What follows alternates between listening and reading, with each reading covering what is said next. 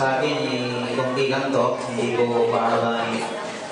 So, ang topic natin ay sin of Ham. Ano ba yung kasalanan ni Ham? Na nabanggit kanina ni Bardinis ay incision o incest. No?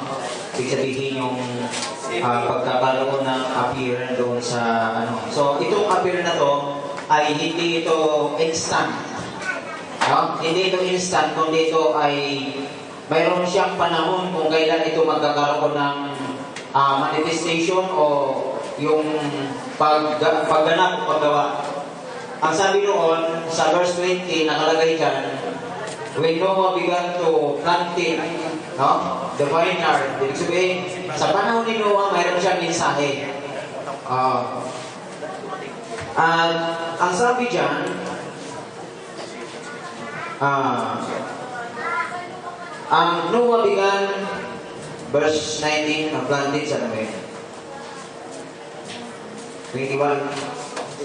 20. And Noah began to be a husbandman, and he planted a vineyard, and he drank of the wine, and was drunken, and he was uncovered within his tent.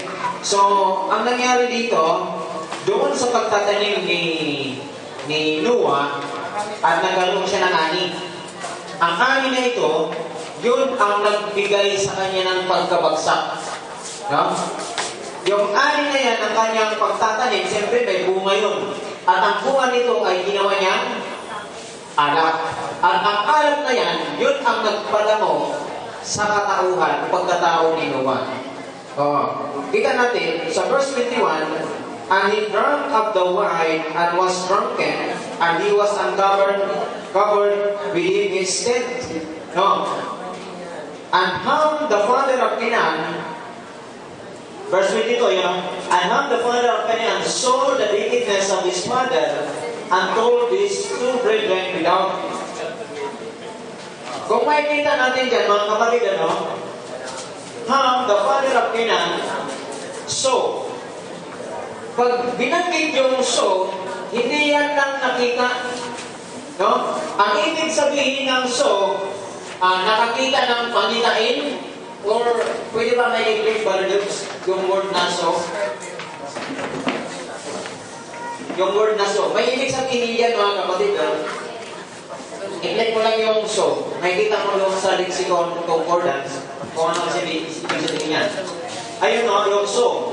Sa lexicon, in Hebrew, ra'a. Ra'a ba yung ano niya? To see,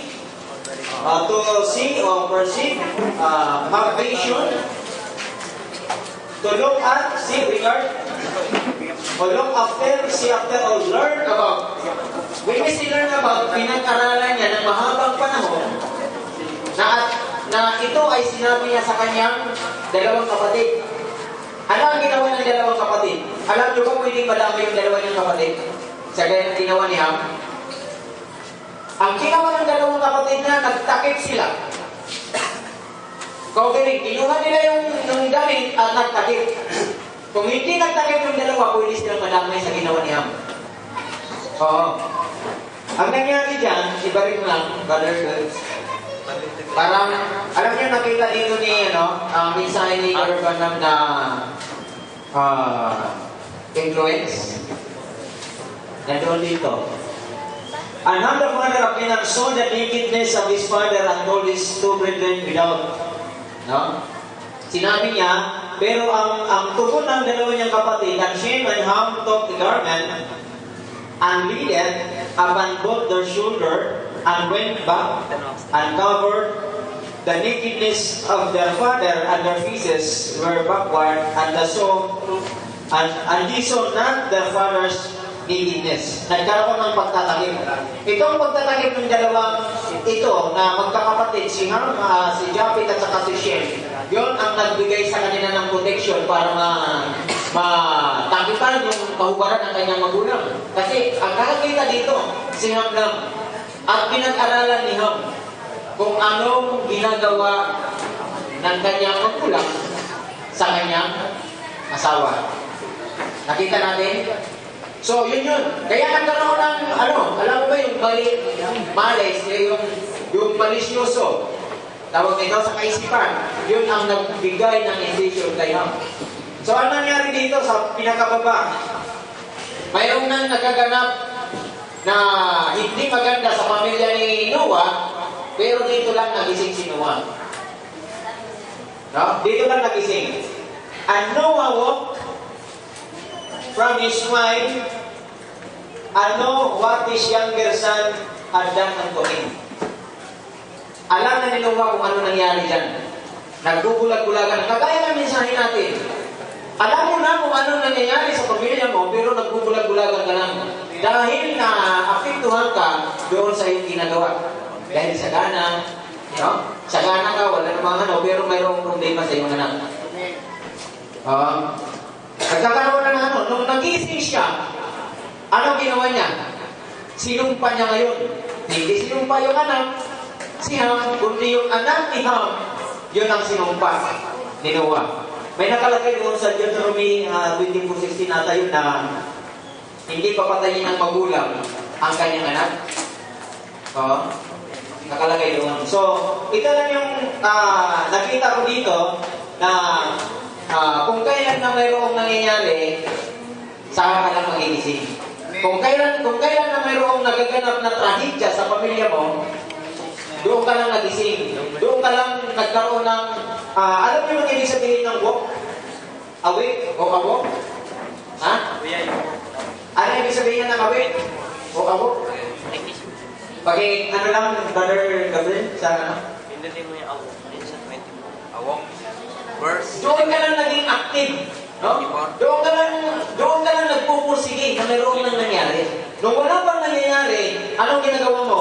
Pasarap ka lang ng pasarap. Alam mo ba pag yung mind na yan, to wake, awaken, become active. Naging active na doon si Noah. Kaya, nung time na nalaman na ni Noah na kasalanan na yun, sinumpa niya na yung anak niya. Kaya ang bahagi sa kalagayan ng anak doon ni Ham ay hindi siya naging bahagi, siya ay naging alipin sa lahat ng mga anak ni Noah. So, anong aral yan mga kapatid? Ano yung makukuha natin yan sa bagay niyan? Hindi mo na dapat hintayin na mayroon nang nagaganap, ito pamilya yung pinag-usapan. Dahil pamilya ang involved. Huwag mo nang hintayin na ang iyong anak ay magkaroon ng incision doon sa magulang. So, pwede mangyari yan. May nagaganap na. Dito sa mundo natin, mayroon nangyari na, no?